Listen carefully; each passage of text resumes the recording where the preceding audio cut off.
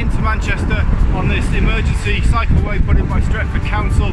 As you can possibly see behind me, we're on a dual or triple carriageway road, but they've cut off an entire lane, and it's an incredibly relaxed cycling experience compared to what this road otherwise would be. It's a flat route, it goes straight into the centre of Manchester, and it's exactly what we need if we're going to enable people to start cycling, or keep those people who started cycling during the lockdown to continue to do so.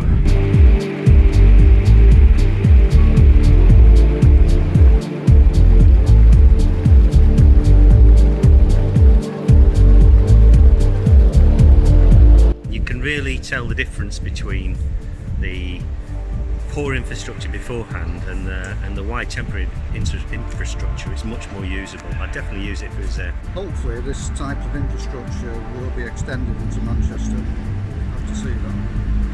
Bearing in mind that a lot of the local authorities don't seem to have a linked up process. But yeah, looking forward to results in the future.